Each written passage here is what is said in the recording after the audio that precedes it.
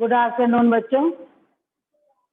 Good afternoon ma'am. Good afternoon ma'am. मैंने पहले आपको पाठ पढ़ाया था लास्ट वीक, स्थिति में बारिश। सबको पाठ समझ में आ गया? सारांश समझ में आ गया? कुछ पूछना तो पूछिए। स्थिति कहाँ स्थित है बताइए? मैम हिमाचल आप प्रदेश। बताएंगे? हाँ बताइए आप। हिमाचल प्रदेश के क्या है स्थिति वहां पर? कौन से जिले की तहसील है?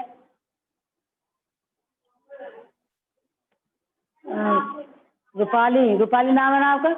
हाँ रूपाली। लाहौल जिले की तहसील है। वहां पर दुर्गम स्थल है, वो आने जाने के साधन नहीं है, जनसंचार का कोई साधन नहीं है, इसलिए लोग वहां पर आवागमन नहीं होता। सब वहां पर 2 फसल सब समझ में आ गया। आज इसके प्रश्न उत्तर करेंगे। पहला प्रश्न, इतिहास में स्थिति का वर्णन नहीं मिलता, क्यों? सारा मैंने आपको सारांश में बता दिया है। बताइए कौन बच्चा बताएगा?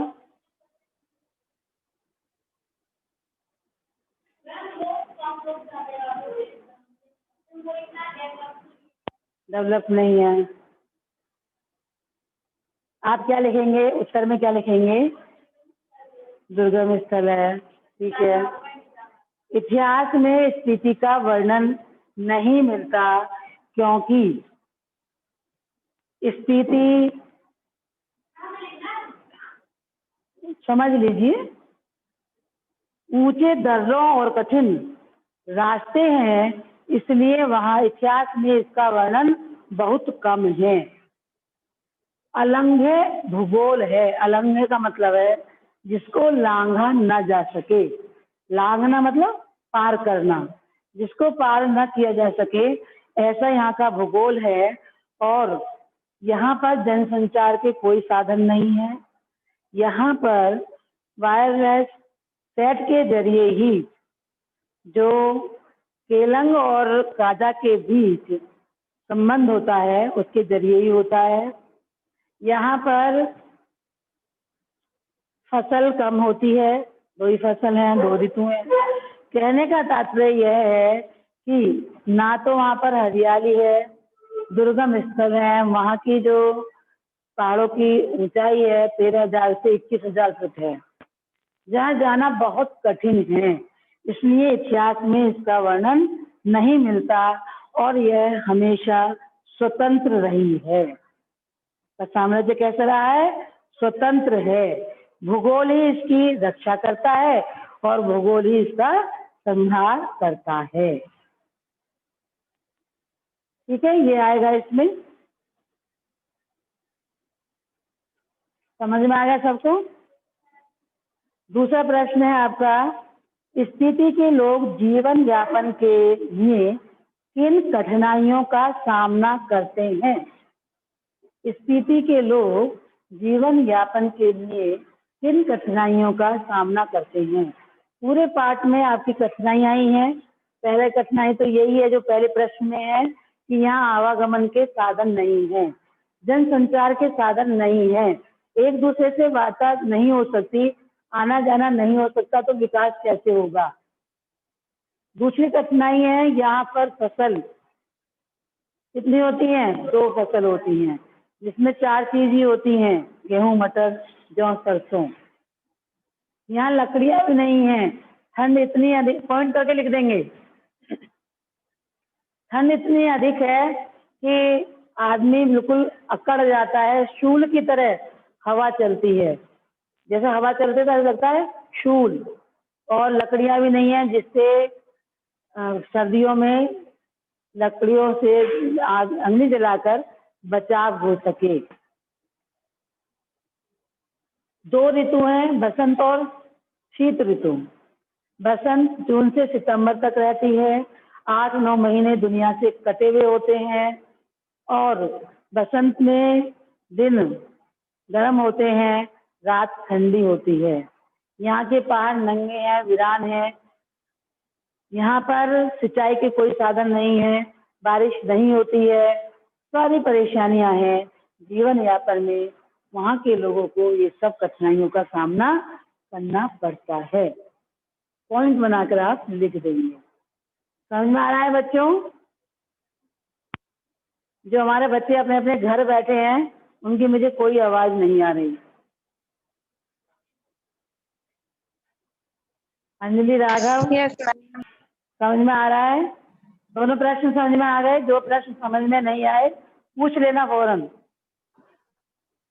लेखक Yes, ma'am. माने श्रेणी का नाम बौद्धों के माने मत के नाम पर रखने के पक्ष में क्यों है? लेखक माने श्रेणी का नाम बौद्धों के माने मंत्र के नाम पर करने के पक्ष में क्यों है? मैंने आपको बताया था, जब सारांश बताया था, कि वहां पर जो मध्य हिमालय की श्रेणियां हैं वो स्पीति को घेरे हुए हैं। जो उत्तर में है वो 12 लाचा श्रेणियां हैं और 12 लाचा श्रेणियों की ऊंचाई 16,221 है।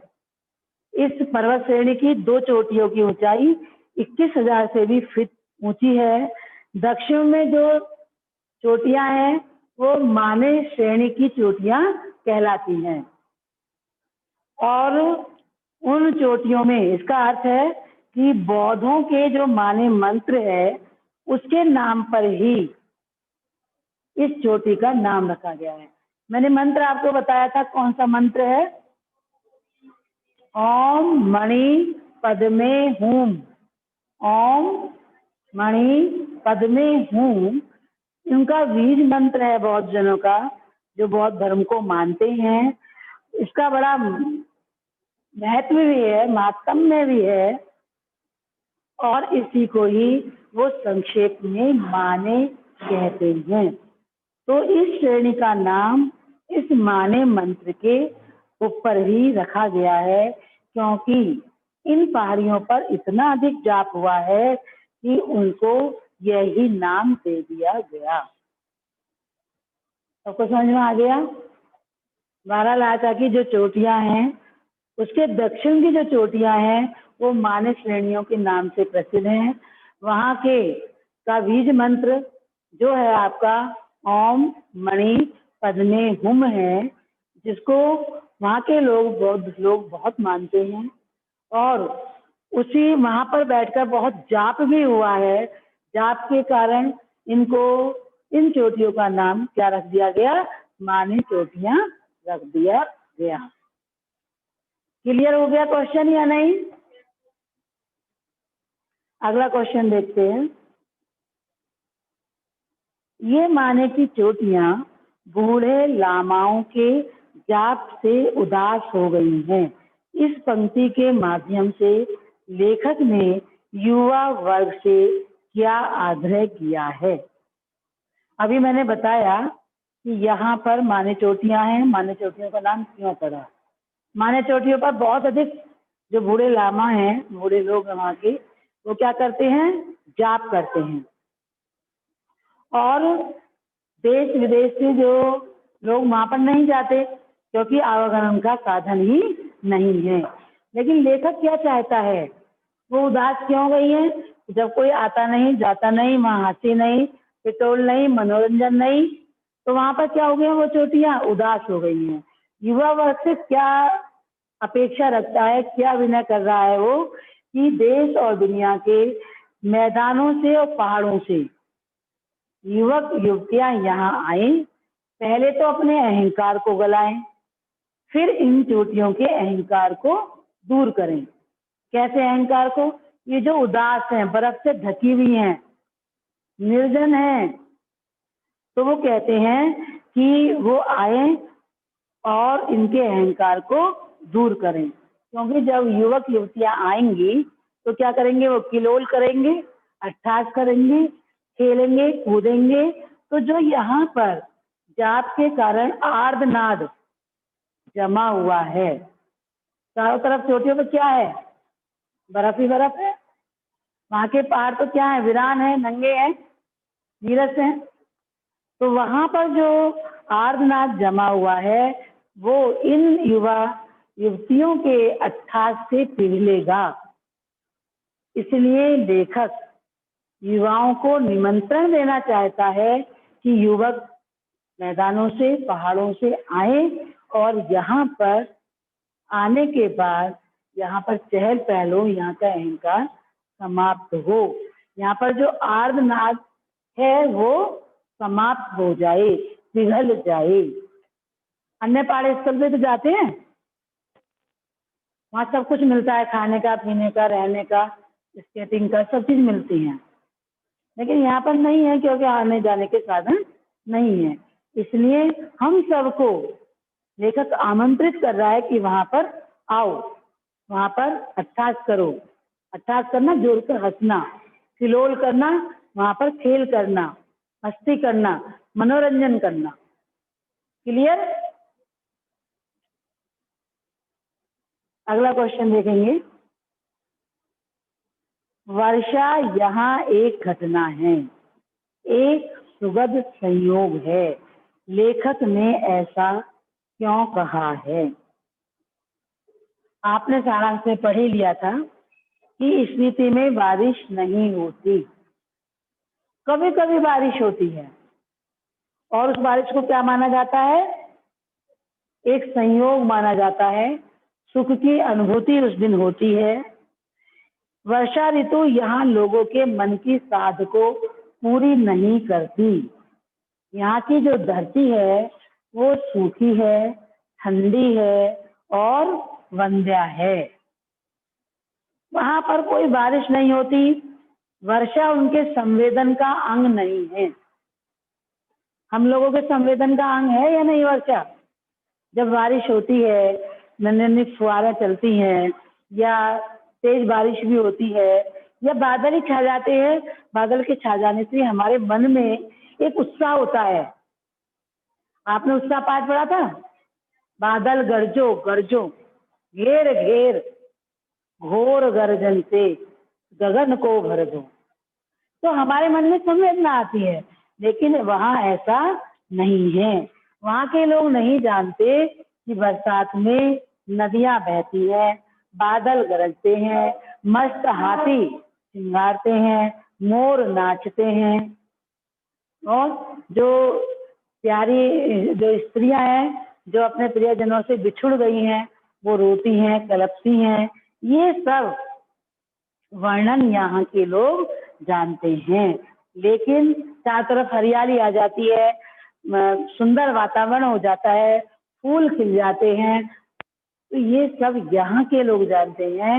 ये ऐसा संवेदन वहाँ के लोगों के अंदर नहीं होता। वहाँ तो वर्षा एक संयोग होती है, एक घटना होती है। लेखक ने ऐसा इसलिए कहा है, जब लेखक वहाँ गया, जब लेखक वहाँ डाक बंगले में सो रहा था, तो रात को उसकी खिड़की का पल्ला हिला, एक दरवाजा हिला, तो उसने खिड़की को खोलकर देखा तो बहुत तेज हवा आई जो शूल की तरह चुभ रही थी और उन्होंने देखा कि बारिश भी धीरे धीरे हो रही है। वहाँ के लोगों ने कहा कि ये तुम्हारी यात्रा शुभ है, क्योंकि यदि आपने बारिश देखी है, यहाँ बारिश एक घटना है, संयोग है, यहाँ बारिश नहीं होती। तो लेखक ने इसलिए कहा है कि क्या है, बारिश एक सुखद संयोग है। क्लियर हो गया? नहीं? यदि नहीं समझ में आया हो तो पूछ लीजिए। आपको दो बात रखनी है कि वहां पर बारिश नहीं होती, कभी कभी बारिश होती है, वहां नदियां नहीं भरती, वहां पर लोगों के मन में संवेदना नहीं आती कि बादल गरज रहे हैं, हमारे मन में उत्साह आ रहा है, उमंग आ रहा है, उथल पुथल हो रही है। छोटे छोटे बच्चे हमारे यहाँ तो बारिश में ही नाव चलाने लग जाते हैं, खेलते हैं, छप करते हैं। बहुत सारे पाठ हैं। 10th में आपने पाठ पढ़ा था, काले मेघा पानी दे। बारिश नहीं होती है तो लोग यज्ञ करते हैं, जाते हैं घर घर। इंद्र सेना जाती ही वहां पर पानी मांगती थी।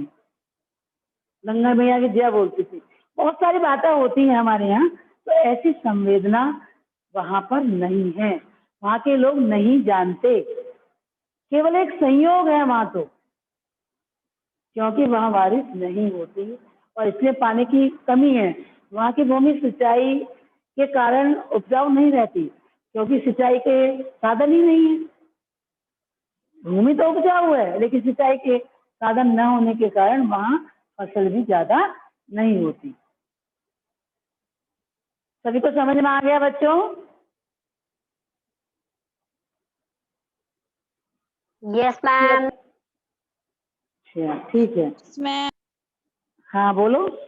अभी 5 क्वेश्चन समझाए हैं, इसमें से कोई समझ में नहीं आया तो पूछो, नहीं अगला चलता है। चले आगे। स्पीति अन्य पर्वतीय स्थलों से किस प्रकार भिन्न है? कौन बताएगा? अभी मैंने सारा बता दिया और वही क्वेश्चन है ये। स्पीति अन्य पर्वतीय स्थलों से भिन्न है, कैसे?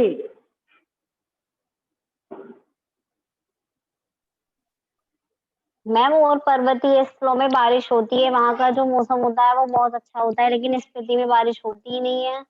हाँ जी, बहुत अच्छे। और कारण बताओ।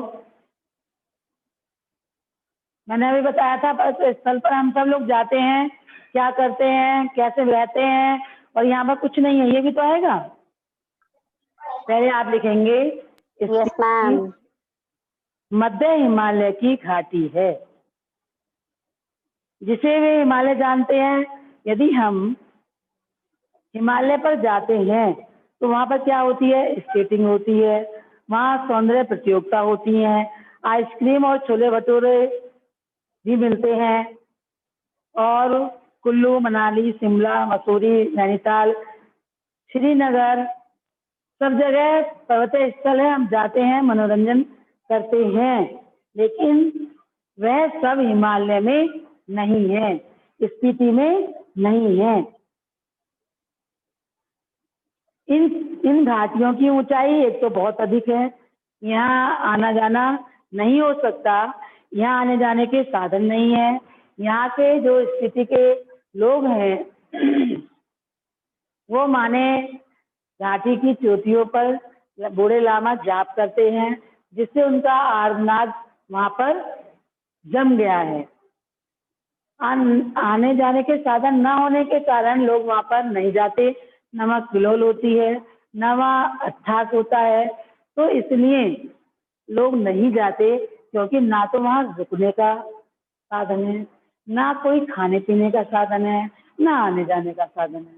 यदि हम मनोरंजन करने जा रहे हैं तो हमें रुकने की व्यवस्था भी चाहिए, खाने पीने को भी चाहिए। तो ऐसा कुछ स्थिति में नहीं है, ना कोई वहाँ प्रतियोगिता होती है, ना वहाँ खाने पीने को छोले भटूरे, खाना पीना कुछ भी मिलता है, पानी भी वहाँ पर नहीं मिल पाता। सबसे पहली बात है, ना वहाँ दूरभाष जनसंचार के कोई साधन है। सबसे बड़ी परेशानी तो आवागमन की है। पहले तो हम जब जाएंगे कहीं तो आवागमन चाहिए। इन सब कारणों से क्या है, वो स्थिति अन्य पर्वतीय स्थलों से अलग है।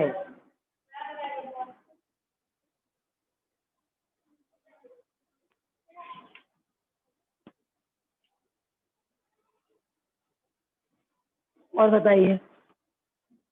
बसंत ऋतु है वहां पर, बसंत ऋतु में फूल तक नहीं खिलते, आती है 8-9 महीने बिल्कुल कट के रहते हैं लोग। तो ये सब परेशानियां वहां पर हैं, और इसलिए ही अन्य पर्वतीय स्थलों से वह भिन्न है। एक क्वेश्चन मैं आपको होमवर्क के लिए दूंगी, आप उसे करेंगे। अब तो स्थिति में परिवर्तन आ गए हैं। ये घटना जो पाठ लिखा गया है 30 वर्ष 30 ईयर्स पहले का है, अब का नहीं है। अब आप घूमने जा सकते हो, अब सब कुछ मिलता है। नहीं तो गरीब, ये उस समय का वर्णन है जैसे आपने लहासा की ओर पाठ पढ़ा था, राहुल सांस्कृत्यायन कैसे गए थे? एक भिखारी का वेश बना कर गए थे, और वहां की भौगोलिक स्थिति, सामाजिक स्थिति आपने पढ़ी थी कैसी थी, तो देखने के लिए गए थे कि वहां पर क्या है। अब तो सब आवागमन के साधन है वहां पर भी। तो एक क्वेश्चन आप होमवर्क में करेंगे, बारिश का वर्णन करेंगे।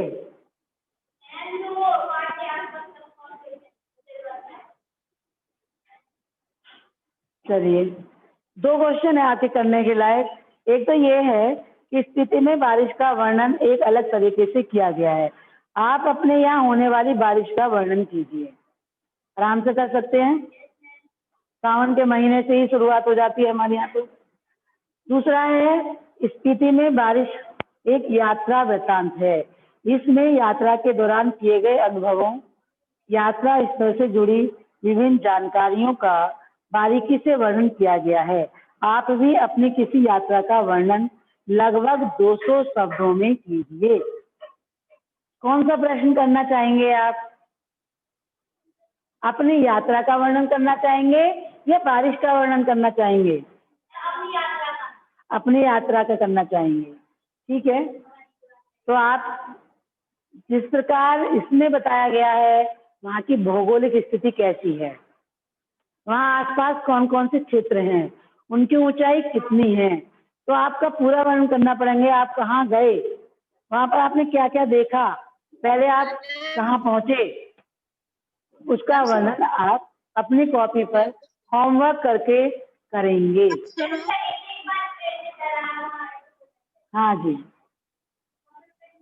मैम सुनो। हाँ जी, सुनाइए। मैम शीतल लेफ्ट हो गई थी, उनकी नेटवर्क प्रॉब्लम थी, तो उसे दोबारा ऐड कर लेना। शीतल, और बताइए बच्चों, यदि आपको कोई प्रश्न पूछना है तो। हाँ जी, बताना है। और कुछ पूछना है बच्चों? प्रश्न समझ में आ गए?